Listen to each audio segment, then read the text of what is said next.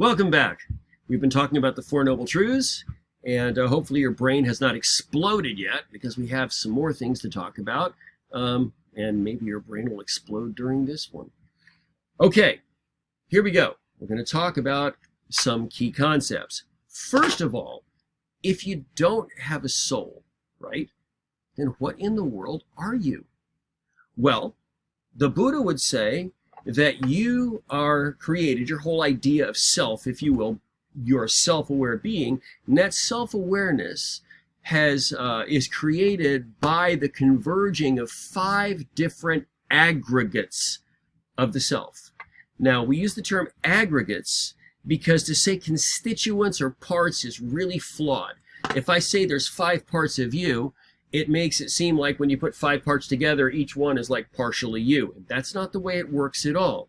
It's more like a chemical reaction or a dynamic reaction that when you put certain things together, there's a reaction that takes place. And in this case, the reaction is self-consciousness, that you begin to think about who and what you are. And it's important that we deal with this because one of the reasons that people are sure that they are one thing or another is because they're able to think about it. And if they can think about it, well, you know, must be the case. I sometimes have a little imaginary debate going on between Rene Descartes and the Buddha. And of course, they're separated for many, many centuries. But if you could pull them out and put them together to discuss this idea of existence and who I am and stuff, you're probably familiar with Rene Descartes' most famous quote, loosely translated, is, "I think, therefore I am." In other words, if I'm the kind of being that can think, that can contemplate, you know, who and what I am, then I can at least come to the conclusion that I am something, right? But if Rene Descartes said that to the Buddha, "I think, therefore I am," the Buddha would say, BS. You think, therefore you think you are. Now, that sounds funny, but it's kind of deep. You think, therefore you think you are. In other words, given the ability to think of who and what I am, it is inevitable I will come to the conclusion that I am something. Does that make sense? So, just because I can think that I'm something and try to imagine what that something is, doesn't mean that anything I can imagine lives on after the brain dies. So whatever I am, I'm not really in touch with that. My whole idea of my identity is an illusion, as we talked about in the last video. By the way, if you haven't watched the last video, definitely watch it before watching this one. Really important. Now, so what are you made of? 5 skandhas, and you'll sometimes see khandhas depending whether you're looking at the Pali or the Sanskrit translation of the word, but aggregates is the best translation of this. 5 aggregates of the impermanent self. So what are the 5 aggregates? You do not need, I'm not going to test you on these, you don't need to know the words or what they relate to, but just briefly, on the next slide, obviously you have your corporeal body, your material body, your physical body. Feeling and sensation, you have all kinds of sensory inputs built into your body, which you receive all kinds of data from the world of form. And, you know, the 3 basic categories that things fall into are pleasant, unpleasant, or neutral, you know. But we can make neutral things pleasant or unpleasant by overthinking them. The next thing we do is we have to figure out what the sensation is. So this is perception. This is cognition or recognition of what it is we're experiencing. I feel like some heat, you know, on my hand, and I'm like, oh my God, it's the stove, you know, I've laid my hand on. So we have to recognize what it is. And this, we do have value judgments of good or evil, good and bad rather, you know, based on these conclusions about what I'm experiencing. And some of them are incorrect perceptions, very subjective perceptions, irrational conclusions we come to. The next step is called samskara, and this is very important. This is what we call volition or will, or it's often talked about karmic/mental formations. Now, this will make more sense when we talk about karma next, because it's very different in Buddhism. But these karmic mental formations are thoughts and intentions based on our sensations and the perceptions of them. Because of the sensations and the way I have evaluated what they are and the value judgments I have made about them, I choose not only what I'm going to do, but how I'm going to think about them, the conclusions in terms of, who I think I am. And this is the real crux here.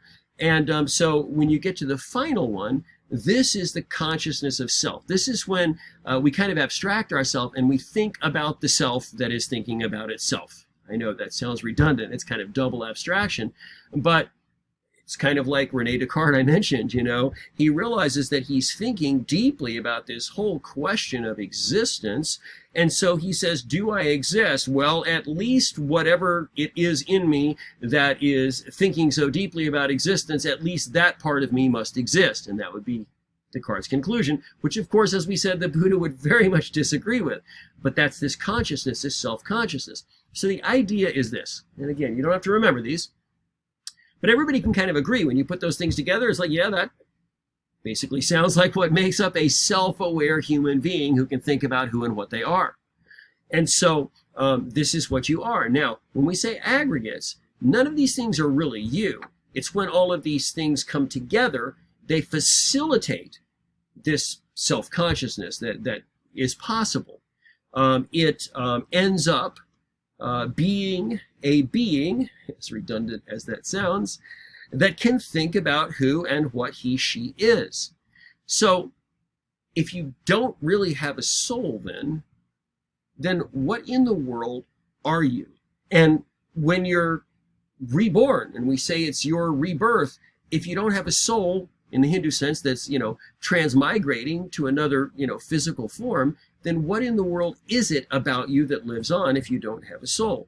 And so this is where looking at the skandhas is kind of interesting. Now, I have a little metaphor I'm going to use here to present it to you. It's the metaphor of the lighter. This is a lighter, all right? Not a trick, really a lighter.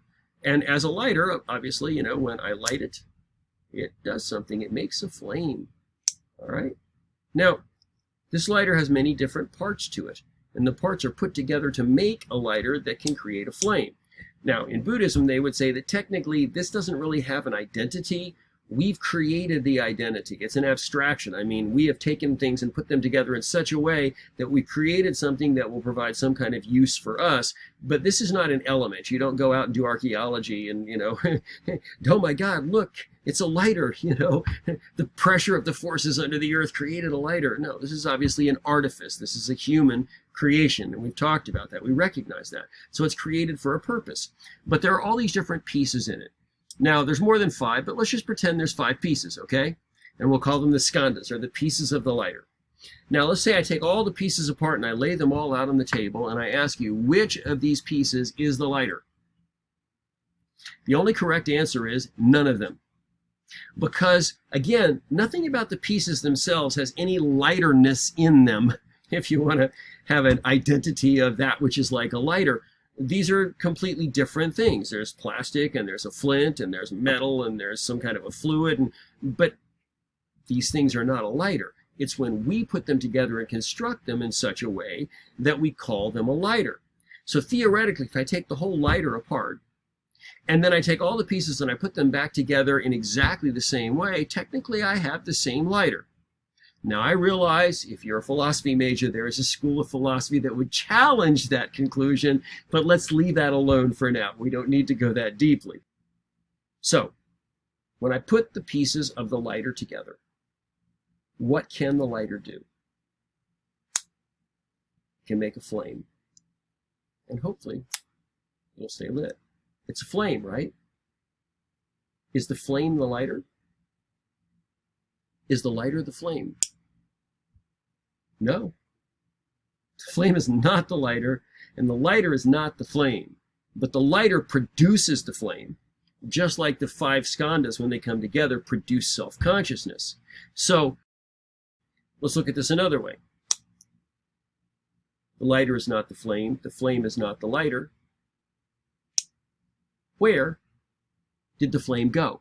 When you ask, where did something go, what you're really saying is, at what location does the flame now exist? Where means at what location, right? Where's Steve? At what location is Steve? So when I say, where did the flame go, Go, of course, assumes that it traveled to another location, but I'm asking you, at what location, is the flame? What location did the flame travel to? Because obviously it's not here. And the only correct answer to that question is, of course, nowhere. I mean, is it in flame heaven? Is it in flame hell? Is it outside having a smoke? Which is really convenient because it always has a light, right? But obviously, it doesn't exist anywhere. So where did it go? Nowhere. At no location does the flame now exist, and yet the lighter's still here. Is this the same lighter? Yes. I didn't switch it outside of the vision of the camera. It really is the same lighter, I promise. So, same lighter, right? Is this the same flame? No, it is not the same flame. Where'd that flame go? Nowhere. Is this the same lighter? Yes. Is this the same flame? No, it is not. Where did that flame go? See, the existence of the flame is defined by the period of time in which it exists. And once the period of time of its existence is gone, it's gone. Doesn't exist anywhere else, hasn't gone anywhere, just doesn't exist. And here's the lighter again. So imagine this. You die, and the skandhas are all dissipated, and the skandhas come back together, and they create another human being, right? Is the flame the lighter? Is the lighter the flame? No. Where did this flame go? Nowhere. It no longer exists. You are the flame. The 5 aggregates, the skandhas, create a being that is self-conscious, and in your self-consciousness, you have an idea of who and what you are. But it doesn't change the fact that none of those skandhas is you. And at death, when the skandhas dissipate, the effect that is caused by the skandhas is gone forever. You're the flame. What is reincarnation? Reincarnation comes from having sufficient karmic force to put the skandhas back together. So it is karma that you have generated your whole life and accrued that puts the skandhas back together and creates another being that thinks it's something. And when the skandhas dissipate, the same thing is going to happen. So, when you talk about reincarnation, then, okay, how can I say this is my reincarnation if there's no soul that's transmigrating from one person to another? That's a really good question. I'm glad you asked that. Who asked that? Raise your hand. Let's talk about karma here. Karmic force is what causes your reincarnation. We know that, okay? But in Hinduism, if you have a lot of good karma, you'll have a more fortunate rebirth. If you have a lot of bad karma, you'll have a less fortunate rebirth. And that isn't really different in Buddhism. But in Buddhism, at least in the Buddhist teachings, the ideal is not good karma or bad karma. The ideal is actually no karma at all. Let me explain. There's a different idea about how karma is produced. They would agree that karma is the result of your actions. But it's not just the action itself that causes the karma. It's projecting yourself into the action. In other words, this illusion of who you think you are, in the action, you are projecting your idea of who you are. You are treating this illusion as if it is a reality. But the idea here is that every time I do something and I make a decision to do something, no matter how ethical it is, I imagine myself doing it. And as we talked about in the last video, I'm making a decision as to who I want to be. So if I see someone hurting and I think I can help them, I might really feel compassion for them and want to help them, but I'm also making the decision that I want to be the kind of self that has compassion for people and helps them. That's the kind of self I've chosen to be because I've embraced some kind of value system that says that that's a better self and I want to be the most valuable self I can be. When I project myself into the doing of it, what I'm doing is I'm kind of stamping my signature on it. And just like in Hinduism, where all of the repercussions of our actions, which are the karmic waves, this cosmic echo or whatever, it's produced by me, but it also accrues to me. It's got my name on it, and it's going to affect me when I die. That part is the same. But While good karma may facilitate a better rebirth, or bad karma may facilitate a worse rebirth, good karma is never going to get you to nirvana. Good karma is never going to get you to breaking out of the cycle of reincarnation and extinguishing of all of this illusion. It's never going to get you there. Only way you're going to get there is no karma. You're going to have to produce so little karma that it's not enough to facilitate a rebirth. And once you have not produced enough karma to facilitate a rebirth, then you can finally break out of the cycle of samsara and attain nirvana, this ultimate extinguishing of everything that you in any lifetime have ever thought that you were, and every desire that came from that understanding of who you were and how things affect you, and all of the existential suffering that came from those desires and expectations that you were obsessed with. All of that is extinguished finally and forever. And again, really briefly, just an aside, you can use nirvana to refer to an enlightenment experience in this life that does largely release you from suffering, and that's still an extinguishing. But then again, you can use it to refer to the final extinguishing, when you finally break out of the cycle of samsara altogether. So how do you stop producing karma? Simple. Stop acting as a self. When you do something, do it because it is what is expedient. Do it because it's the right thing to do, but you have got to free yourself from being obsessed with what that says about who you are.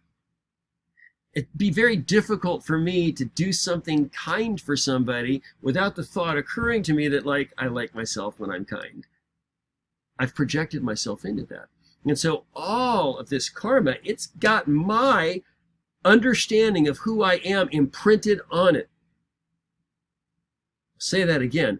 I'm projecting my understanding of who I am into what I'm doing, and so that karma is preserving my idea of who I think I am, this illusory identity. That makes sense? And that's what creates the karmic waves, this idea of putting myself in it. It's not the action itself, see? If I could actually do something that was good, and just do it because it was good, and not think for a moment how it affects me or my value, technically I would not be producing any karmic waves. And by the way, when the Buddha finally died, that's one of the stories that will be told, and that is that when the Buddha died, he created no karmic waves. He had had long enough, pursuing an ongoing enlightened state, that he had learned to just look at situations for what they were and look at what needed to be done for what it was, without in any way connecting it to this illusion of who he thinks he is. And once you can accept the fact that your idea of who you are is an illusion, it's an awful lot easier not to take yourself so damn seriously. And it's a lot easier to do the right thing without thinking so much about who it makes you. The first step, of course, is to recognize what an illusion it is. But he was so free, so liberated from this attachment to what things say about who he is, that it says that when he died, he created no karmic waves. Now, why is this something that's weighty? Well, think about this. If karmic waves are created when you are considering yourself, when you're projecting yourself into a situation, right? And obviously, the more that you are projected into any situation, the more important the situation is, the more karmic waves you're producing. Well, what event of a human's life is going to produce more karmic waves than anything else? Yes, you're right. Dying. Because that's the loss of everything that you have ever valued. It's the loss of everything you have ever considered yourself to be. It's losing everything. It's ultimate loss. And as we talked about at the beginning of the course, that's what we fear more than anything else. So dying is the ultimate karma producer. This crisis of losing myself that I don't want to lose just creates tidal waves of karma. And again, it's still the same image of myself stamped on it, but my point is that reincarnation happens because of the karma that produces it. If you could die without, not producing sufficient karmic waves for a reincarnation, you attain nirvana. That's the idea. So let's think about reincarnation now. So let's say that I am reincarnated. What do I mean when I say I? This is the big problem, because I refers to what I think of myself. So what is actually happening is we are creating, to use a metaphor here, we're creating a schematic of who and what we are. And that's imprinted on all of our karma. So when all of these karmic waves bring the skandhas back together and facilitate a rebirth, the being that is reborn in some metaphysical way looks an awful lot like what we thought about ourselves, because we have provided the instructions, the diagram, the schematics to create this being. That makes sense? It's according to my idea. So here's one more being that is going to struggle with his or her idea of who they are the same way I struggled with it too. But in some way, my illusion that I have projected into the karmic continuum is now the schematic by which this new life force, if you will, is created. Think about this. Let's say that I could make a machine that could analyze every atom in your body and could create a perfect copy of you. And this perfect copy of you could step out of the machine alive and well and healthy. Okay? It steps out of the machine, you look at it, and you're like, dang, is that you? Well, no. You're the one sitting there, and that's a different one. It's identical to you, but not for long. Because once this other being starts living their life, they're going to have different experiences. And so it won't be long before your idea of who you are starts to diverge a little bit. And so your illusion of who you are, won't be exactly the same. But they started out their existence as a perfect copy of you. But that's not you, is it? Now, by the way, this sounds a lot like the whole problem of cloning. And cloning is a huge, huge problem for people that believe that you have an eternal soul, because then they have to answer some real tough questions about where the soul comes from. The traditional idea is in monotheism is that God creates a being and God, breathes a soul into them, or however you want to define it. But what if we clone a being? I mean, does it have the exact same soul? Did we clone the soul too? Or is it some kind of a, freak of nature, some kind of monstrosity, because we actually created a human being without a soul? And how weird and evil would that be? Or is it like God's up there benevolently going, oh my God, we can't have people without souls. So as fast as we're cloning people, God's going, oh no. And he's putting souls in all of these people like, you see my problem here? This is a very, very difficult problem. For people who believe in the idea of God creating people with a soul, and that God is the only one that can produce the soul, and he only puts the soul in the people that he's chosen to create. Now you got a big problem with cloning. So the idea, again, is to produce as little karma as possible. On this page, the last thing we want to talk about now, actually going in a little bit different direction here, is the idea of interdependent origination. Now, let me say this. You can say this about 5 different ways, at least that I can think of off the top of my head, okay? You can say dependent co-arising, or just dependent arising, or actually you'll see interdependent arising, dependent origination. You'll see it all kinds of different ways. But you'll have one word that is something about interdependent or dependent, and you'll have another word that is something about arising or originating or co-arising or something like that. And what it means is that everything that exists is created as a result of forces outside of its control. Everything is an endless chain of causality. Now, it says here, no separate existence. In other words, I could not exist except that other forces caused my existence. Now, in the most human sense, daddy and mommy were hot and they had sex and they produced a baby and I'm here. But everything about my life and what I think of myself and everything else, that's also the result of forces outside of my control. And so once I realized that I didn't cause my being, that I cannot make myself continue to be, I cannot change the nature of my being or anything like that, then you realize everything I am is dependent on other causes. And there are many different metaphors used to talk about this, but one of them is the ripple. You drop a stone in the water and ripples go out.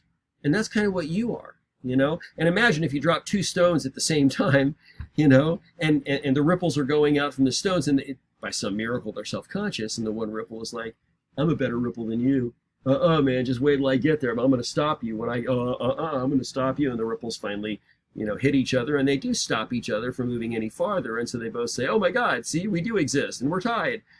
It's a stupid story, but that's kind of the way we look at things. And what we don't recognize is that everything is an endless chain of causality. There's nothing that we experience that is not an effect before it is a cause. Imagine being on the freeway, and it's rush hour traffic, and people have a habit of, you know, bumper to bumper driving far too fast for the stopping distance that is necessary, which is why during rush hour you have so many multiple car accidents. So imagine that the guy in front of me all of a sudden slams on his brakes very quickly, and oh my God, and I slam on my brakes, and I mean, I slide, yeah, and I stop just in time, and yay! But then the guy behind me, he can't stop. So he slams into the back of me, pushing me forward into the car in front of me. Well, him hitting me, he's causing the effect, and the effect is pushing me forward, but as soon as I hit the car in front of me, I have become the cause that is causing the effect of pushing that car forward. And that's what all of reality is. It is an endless chain of causality. Again, there is nothing, however, you can't name one thing that is a cause that was not an effect of another cause first. It's endless. In fact, this has nothing to do with Buddhism, but just in monotheism, monotheists recognize the exact same thing. Everything's an endless chain of causality. The difference is they are positing that there is a divine being who was the cause of everything, but yet did not have to be caused prior to that. He's the uncaused cause. He's the prime mover. He's the first movement. Didn't need something else to start his motion. And again, this is just the theology of monotheism and those that believe that there is a God in control of everything. But even for them, they perceive the same thing as everybody else, and that is that everything is an endless chain of causality. And so going along with the idea, again, of that your self-image, in fact, is an illusion, the idea that you have any separate existence is also an illusion. And you're interconnected with everything else. So what does that do ethically? This is important. If everything is a result of causes outside of its control, and I, myself, am in effect the result of causes outside of my control, then there's nothing that I can possibly take away from you, and there's nothing you can possibly take away from me. And so realizing that we are all interdependent, there's an interdependent origination, everything is the result of causes out of its control, it helps you once again to get detached from this very problematic idea that we're an enduring self that we somehow have to protect. This idea of no separate existence, it goes right along with it and helps you again to try to get free of this illusion. Now, there's an interesting paradox here. A paradox is when there are two truths that you have to believe are both true in terms of your religious belief system or whatever, and yet you can't reconcile them in your mind. And we've mentioned one already, and that is the idea that God is all-powerful and sovereign, that is in control of everything. But on the other hand, God is kind, and he is fair, and he is just, and he wants righteousness and does not want evil to exist. Well, if God is all-powerful and in control of everything, and he doesn't want evil to exist, then evil should not exist. And this is a question that's been asked many times over thousands of years. It is a problem called theodicy, but it's based on what we call a paradox, okay? A dox is a belief. A paradox are two beliefs. You have to believe them both, but you can't possibly reconcile them in any sort of logical way, and that's a good example. So here's another paradox. And by the way, some of the most powerful ideas in religion are built on paradoxes, and you have to learn which truth to apply in which area of your life, and you need to not be too bothered by the fact that it's a paradox, because, you know, if there's a wisdom beyond yours, then it's entirely likely that there are going to be two truths that you can't recognize in your inferior limited mind. Or to put it in a monotheistic way, if God's wisdom is really beyond your wisdom, it stands to reason that there are some things that you can't wrap your head around. smoke coming out your ears trying to think about them. So a paradox does not convince a religious person that there's a problem with their religion. In many cases, it convinces them that they really have received some kind of a greater wisdom or a divine wisdom, because it's not the kind of thing that any human mind would come up with. What a theist would say is, well, the very fact that this is such a paradox shows that it wasn't created by men. It was divine wisdom revealed, and that's why it seems paradoxical to us. And even if you don't believe in God, there is really kind of the same idea in Buddhism or in any other religion, and that is when you're seeing the truth, there are going to be paradoxical things, because it's some kind of a reality that's transcending your perception or your conception. So here's the paradox. I'm the product of forces outside of my control. Who I think I am is not real. The world that I'm perceiving is not real. The idea that I have an independent existence is not real. So it seems like I have no power to do anything. And yet, here's the paradox. All of us are in this illusion together. It's a shared illusion. And we're sharing this illusion, and we are projecting this illusion on the cosmos, and we have all agreed together, in a sense, to treat it as if it is reality. And we have different rules about how to live in society, treating this reality we've projected as the ultimate reality, and how we're supposed to respond to it, how we're supposed to interact with each other. And it's all an illusion. But the fact of the matter is, even though it's an illusion, and it may not be ultimate reality, it's the only reality that we're experiencing right now. And I do, even though I may not have the power in the real sense of the word, in terms of the illusion that we're living in right now, I can contribute to it. I mean, I have the power to make it a better or a worse illusion based on how I react to you and to other people around me. And so maybe we're all in kind of a shared illusion, and maybe it's not ultimately real, but it's the only reality we have. So I want to make it as beautiful and peaceful as possible. And again, it's a paradox. Because if there's no separate existence, and I'm just an effect, and I can't control anything that has to do with reality, and then say that I have a responsibility to make this reality the best it can be, that's paradoxical. Those are two truths that you can't put together in your mind. But they're both true in a sense. On the one hand, I don't want to take myself so seriously, as if somehow I possess myself and I'm, in charge of my outcome and all of this.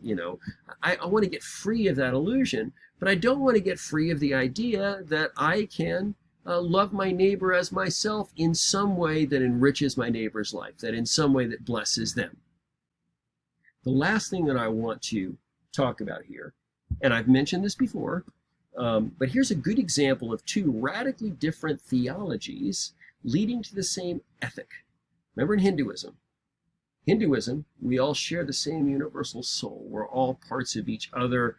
We're all one in Brahman. So if I do damage to you, I'm really doing damage to myself. Therefore, I should love my neighbor as myself. See how the theology flows right into that ethic? Look at this. This is a radically different theology, right? We don't share the same universal soul. We're throwing out this whole idea in the first place because it's problematic, and we see it as being much more advantageous to realize that I have no separate existence, that I'm interdependent on everything else. And once I realize I'm interdependent on everything else, what does it mean? It means that I can't possibly profit from hurting you. There's nothing I can take away from you that adds anything to me, and I don't have to be afraid either, because there's nothing you can take away from me that makes me any less or makes you any more. It takes away all of that, and what does it do? It says that since there is no benefit whatsoever in competition, that I should love my neighbor as myself. And we end up with the same crowning ethic, which is loving your neighbor as yourself, but from a completely different theology. So that's another. We've had a few major motifs, but I want you to realize this. Different theologies can lead to the same ethic. We already talked about how very similar religious experiences can be explained by radically different theologies. And there's a few other major concepts we've talked about in the course of this, but that's one I wanted to make sure that you got here before we move on. Now, unfortunately, if you're in my class the semester I'm recording this video, we're using a book by Mary Pat Fisher. And unfortunately, in talking about Buddhism, Mary Pat Fisher does not use the terms skandha and khandha, though she does allude to the aggregates of the impermanent self, and you'll see there on pages 143 and 159. But she does not talk about interdependent origination at all. And I've chosen to include it because I think that it's important. All right, let's move on here to our next slide. Let's start with our Four Noble Truths slide one more time, because we went through the first two. We talked all about how suffering causes desire, but obviously what we want to do is we want to extinguish those desires that cause suffering. We want to extinguish the suffering, but the only way to extinguish the desires that cause suffering is to extinguish your understanding of who and what you are. And the ultimate extinguishing, of course, would be the nirvana after life is over, when finally everything you've ever thought of yourself is extinguished once and for all, and with insufficient karmic waves, you're no longer reborn. That's final nirvana.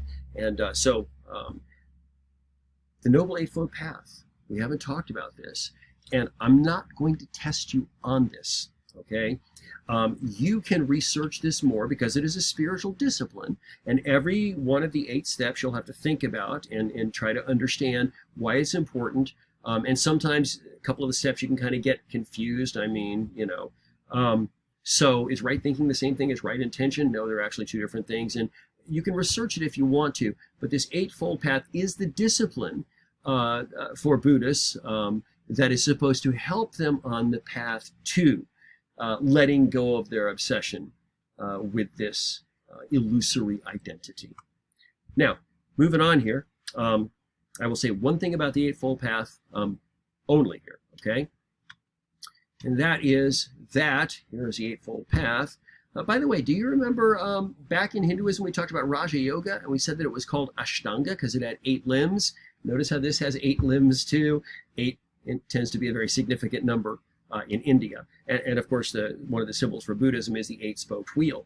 But when we divide these up, it's interesting because the first 2 are kind of in sort of a different order. It's kind of like in Raja, the morality is like before the wisdom, but we do still end up in the same place with this right mindfulness and meditation, you know, trying to somehow attain this, this perfect state called samadhi.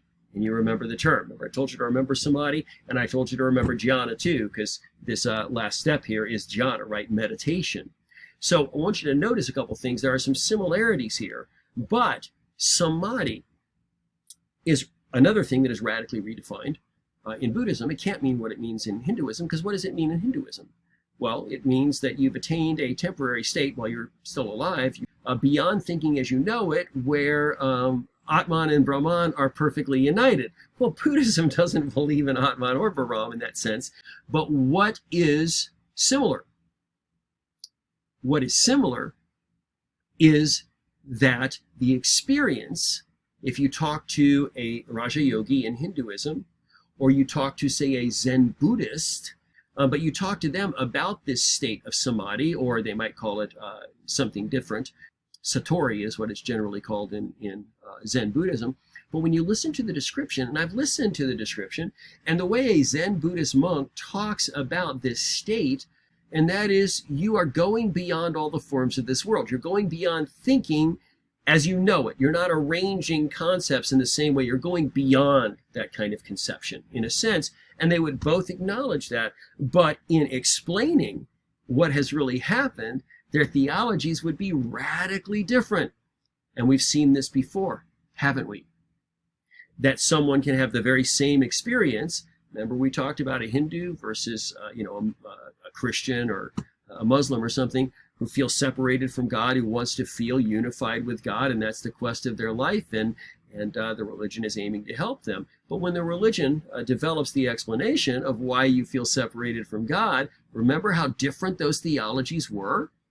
But it doesn't matter. It's the same human experience and the same thing the humans were desiring, just explained totally differently. So again, this is another major concept that we've looked at before.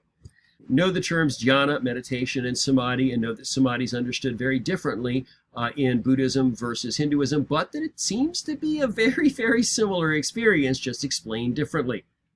Two more things briefly. First of all, this is just a slide on the redefinition of Dharma. We've kind of talked about this, so we don't have to say much about it. In Buddhism, Dharma is the truth of the Buddhist teachings, and your responsibility is to the truth of the teachings, not to fulfill some caste function or something like that. So it's ethical action for sure, but irrespective of caste, whatever restrictions are based on the kind of content or the intimacy of the contact you can have with people outside of your socioeconomic vocational group. So rejected by the Buddha, obviously. Varnashrama Dharma is rejected because he rejects the caste system. Sanatana Dharma is rejected as well because the idea that your ultimate concern is to get your soul free. We just talked about how problematic that is in this same video earlier on. So Dharma in Hinduism, it means two things. Actually, I've seen it broken down into 9 different categories, but I've made it easy and I put it in 2. This transcendent reality, universal laws, the way we think about ultimate reality that we're not perceiving. Okay, to help us get free of clinging to the illusion of this reality or who we are or whatever. And secondly is the ethical action that should come from this, irrespective of caste, obviously. And we talked about this recently. The last thing here, I want to talk about the 3 jewels. They're sometimes called the 3 refuges. In Fisher, she calls them the triple gem. And I've never heard them called that before, but it's just a different way of translating into English the phrase, the 3 jewels. Now, this is something that's known in all of Buddhism, but it's very, very important in Theravada Buddhism, and we'll talk about why in the next video, because Theravada Buddhism still focuses very strongly on the Sangha. There's a big lay movement, of course, but the Sangha is the heartbeat of Theravada Buddhism, and they take a great deal of comfort in having the Sangha in their midst, the community of monks, the Enlightenment community in their midst. So I take refuge in the Buddha, I take refuge in the Enlightened One, in the Tathagata, in the Truth Bearer. I take refuge in the Dharma, I take refuge in this revelation, in this enlightened truth that is changing my life. And I take refuge in the Sangha, I take refuge in the Enlightenment community. And this is just a very simple tenet. In fact, I saw a video once, and there were a bunch of little children that were meeting in a Wat. I can't remember. It was a Theravada Wat, but I can't remember what country it was in. But the children were being taught, and they were all reciting, I take refuge in the Buddha, I take refuge in the Dharma, I take refuge in the Sangha. So this is just kind of like basic, Theravada 101. This is basic. And I can reiterate something I said before. If you want to talk about these deeper ideas that we talked about with the 4 Noble Truths, and then, later on with interdependent arising and all of this kind of thing, you probably need to find yourself a Theravada monk, then you can talk about these kind of things, because most lay people, they're not thinking about it on this depth. But this is really kind of foundational. All right, in the next video, we are going to talk about the different branches of Buddhism, the 3 main branches, and then we are going to spend the balance talking about Theravada. And then in the final video, we're going to talk about Mahayana and many different forms of Mahayana and how they're similar and how they differ from each other. And that will be it. It's been a pleasure. See you next time.